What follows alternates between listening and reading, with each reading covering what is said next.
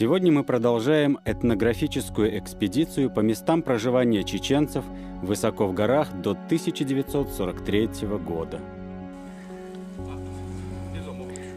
И вот мы заливаем бензин в нашу старенькую 25-летнюю Ниву и отправляемся за Шарой в селение Хошолдой. Почему мы сегодня едем в село Хошолдой? У нас появилась информация, что в этом селе вот глиняные кувшины лежат прямо на поверхности. То есть вот фундаменты как остались, как люди их бросили, или в нишах, сказали, эти кувшины стоят, или прямо на поверхности. Но они прямо видны, глиняные кувшины. То есть вся утварь, какая была брошена 70 лет назад, мы прямо вот так вот можем и увидеть ее, какая она была. И вот оно уже появилось, селение Хошолдой. Здесь всего лишь несколько домов. Живет егерь Ахмед со своей женой и детьми. И дальше тоже живет один человек. Адам глава. Глава, вот Адаш подсказывает, Адам глава. И все. Сено убрано. И посмотрите, как низко облака. Мы практически на уровне облаков.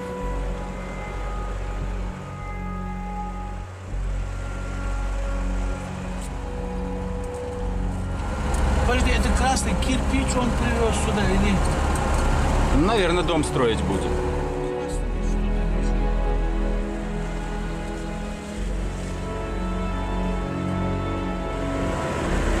А вот там вот внизу Шар-Аргун протекает. Вот там вот выше селение Сандухой. Вот сейчас вот эти вот ягоды я увидел синие такие. Как они называются, хотя бы по-чеченски? Ну, я по-русски не знаю, по-чеченски это у нас кокмаш называется. Я попробовал, они так очень вкусные такие, с кислинкой. Ну, они похожи, как на черемуху, есть как это у него. Они целебные какие-то? Да, у него целебные, это где сахарный диабет есть, они там у него ветки ломают, из него чай делают, и варенье оттуда делают. Потому что очень вкусные. Я когда ехал сюда на поезде вокруг железной дороги, уже подъезжая сюда, я очень много видел вот таких вот. Ну, сейчас люди не собирают его. Раньше собирали, а сейчас никто из него варенье не делает, не собирает. Яраги, это терновник, да? Да, терн говорит, терн. Терновник. Терновник, он говорит терн, да, да, понятно. И вот, уважаемые товарищи телезрители, никогда не знал, что такое терн, терновник, терновые кусты. Сказка есть такая, где лисица забросила зайцев в терновый куст, а потом не смогла его оттуда достать. Вот эти вот ягоды есть, терновые ягоды.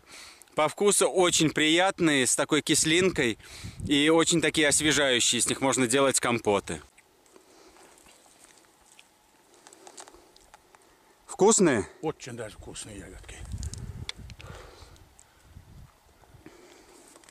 2 раза вкуснее, чем мушмула. Потрясающий вкус у этих ягод. Много-много раз видел целые синие поля, но никогда не думал, что это такая вкусная ягода.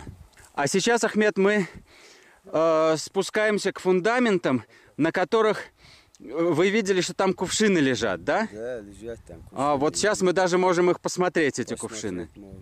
Ясно, хорошо.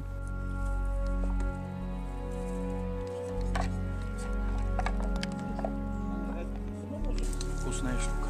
Сколько еще вкусной штуки осталось по горам.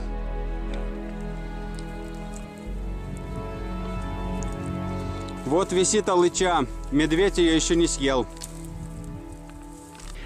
И эта алыча такая крупная, сочная. Вот мы съели. Мы ели по дороге барбарис. Тут что это было? Вылетел уже с головы. Вылетел. Вот. Какие-то ягодки. Да. И вот эту вот алычу.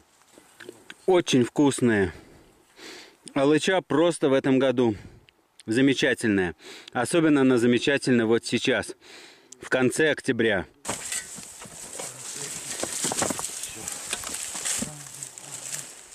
Как все заросло.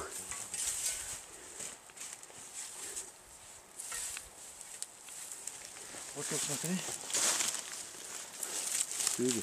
Да. Вот, уважаемые товарищи телезрители, посмотрите. Вот лежит керамический кувшин. Вот все лежит.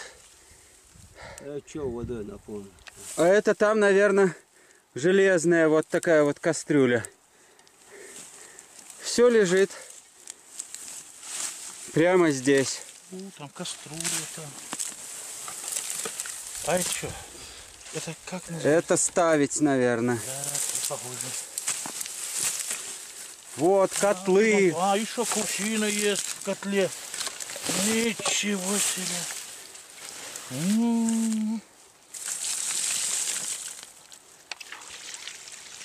Вот, все есть. Чуть-чуть. Все лежит. И если кто-то говорит, что нужно копать, не нужно ничего копать. Все еще до сих пор лежит на фундаментах.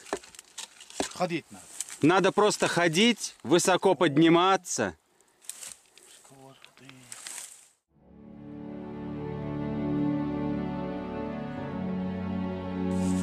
И вот сейчас мы с Адашем и Турполом хотим проверить одну версию. Мы сейчас находимся возле завода, который находится высоко в горах. Как это место раньше старики называли? Заудиш. То есть место завода. Вместо завода они говорили Заудиш. Угу. Завод здесь был, поэтому назвали старики так. Адаш, скажите, пожалуйста, жили люди на горе возле завода, или они поднимались работать, а потом спускались в село? Да, поднимались они, по их рассказу. Старики говорили, поднимались и недалеко здесь практически. Недалеко? Минут, да, 30 минут ходьбы. Но ведь время было неспокойное, и кто-то ведь должен был оставаться жить рядом с заводом. Наверное. Ну, типа охранник. Сейчас охранник, тогда сторожа были же. Сейчас название охранника. И вот сейчас, уважаемые товарищи телезрители, мы попытаемся проверить вот мою версию. Если мы найдем посуду здесь, посуду, керамическую посуду, значит, люди жили рядом с заводом и не спускались в село. Ну, там за продуктами, за водой, а в основном здесь вот все производство было. А вода здесь есть, да, Турпол подсказывает. Родники здесь есть. Дальше речка есть очень хорошая. Вот сейчас мы эту версию попытаемся проверить.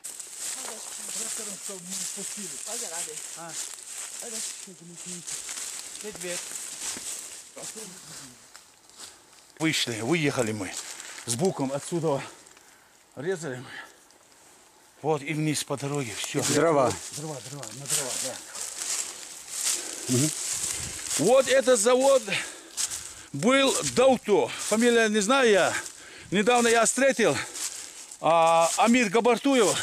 Он сказал, Дауто был хозяин этого завода. Вот. Некоторые старики рассказывают, конечно, интересные вот на имена, кто, чей был. Вот так. Я же не знаю.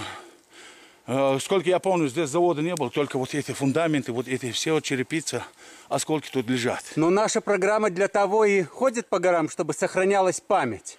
Да, да. Поэтому вот сейчас конечно. посмотрим. Это что, Адаш? Это медведи играли, да? Да, медвежат. Медвежата. Да, медвежата.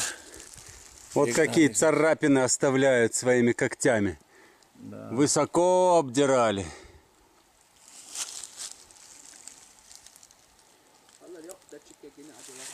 Вон там алха тоже поломали они.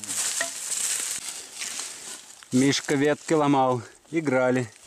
Порубили мы это букву, оттащили вниз домой. Черви, мерви, ничего нету здесь.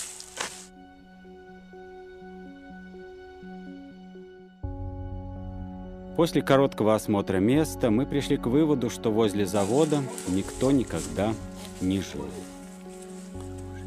И вот, уважаемые товарищи телезрители, все лежит на поверхности.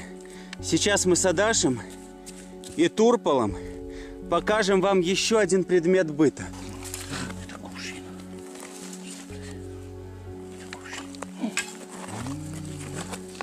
Это кувшин, скорее всего. Да? Крыша рухнула, и все. А, Смотри. Погнутый. все лежит вот под дерном, буквально Вот видишь, сюда идет.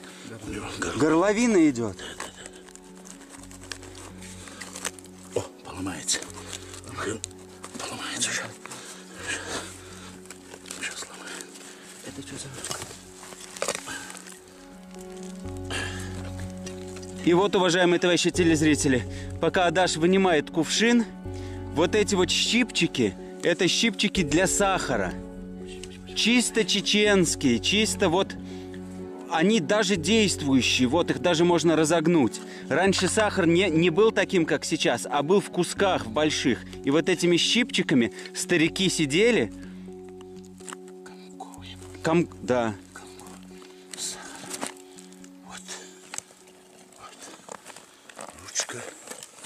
Ручка где-то здесь. А ручка железная была. Да. Ага. Круглый кувшин, сгоревший. Был когда-то круглый.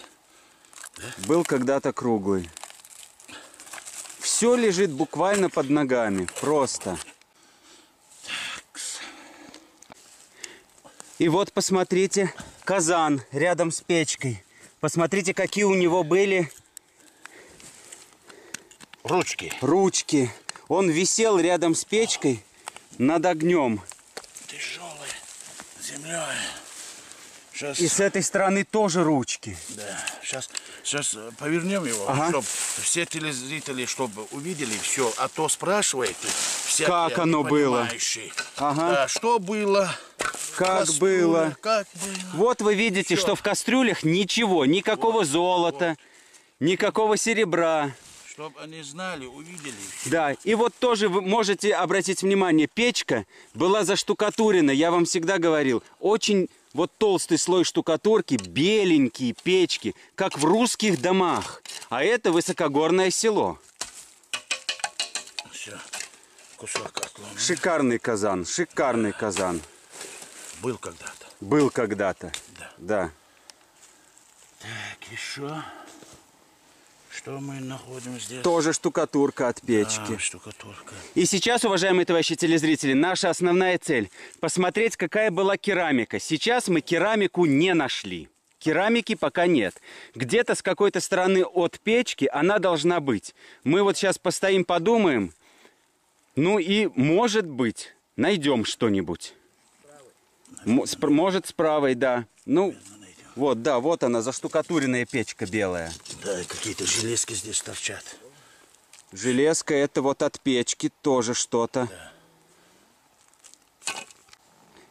И вот здесь же, возле печки, лежала сковорода.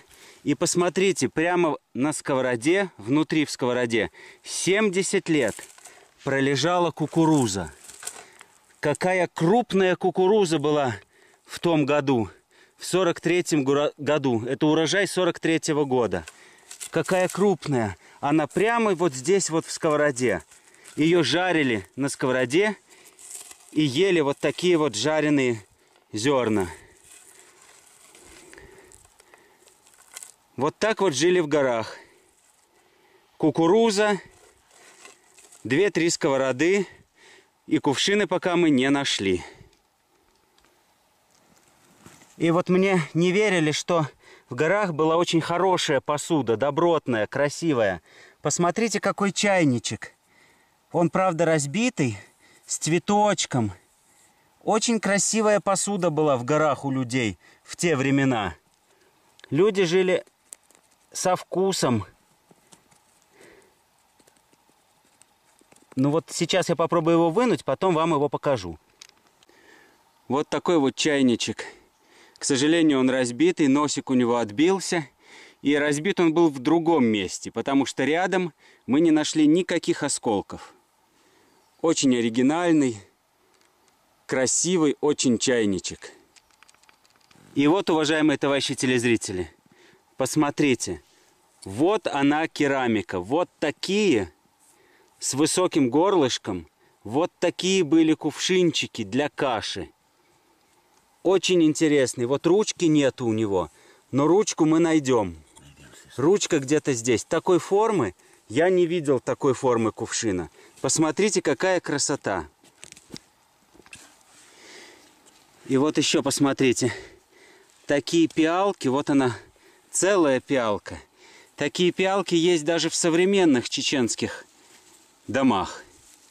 Вот такая вот целая пиалка с таким цветочком. Но она, конечно, вся в трещинах. Ой, она разваливается у меня в руках, но ее потом можно будет склеить. Да. Вот такая вот интересная. Вообще, она разваливается. Такая вот интересная пиалка. Этой пиалке 70 лет. Удивительная. Все лежит буквально под дерном. Дерн лежит. Дерн отнимаешь траву, и под травой лежит это. Посмотрите, какая красивая. А Даша, вот только что мы нашли такую вот фарфоровую чашку. Ага. И вот тут же под черепицей, посмотрите, да. Лежит, тут же лежит керамическая чашечка. Красавчик лежит. Горшочек. Какой керамический горшочек. Полностью целый. Да. Шикарная штука, шикарная, редчайшая, редчайшая. Сейчас нигде таких не найдешь. Конечно, найдем. Этому горшочку, конечно же, место в музее. В Аргунского музея-заповедника. Потому что таких горшочков в Аргунском музее-заповеднике у Висаита Дадаева нету. Да. Шикарная вещь, шикарная. Конечно. И вы даже не представляете, уважаемые товарищи телезрители, как приятно в такой солнечный осенний день после экспедиции по следам наших предков вот так вот посидеть спокойно, тихо и покушать. Вот посмотрите, сыр. Точно такой же сыр ели люди 70 лет назад. Хлеб. И лепешка. Как же без лепешки домашней приготовленной? И с такими ложками, да? И вот такая вот самодельная ложка.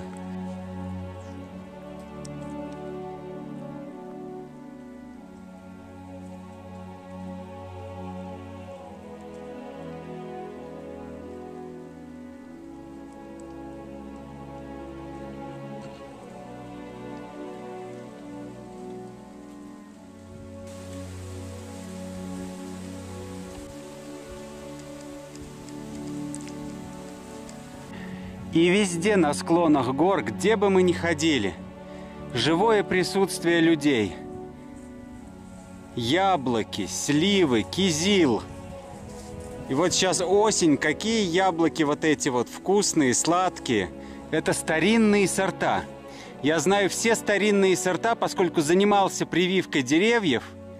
И вот это стариннейший сорт, он очень такой кисло-сладкий.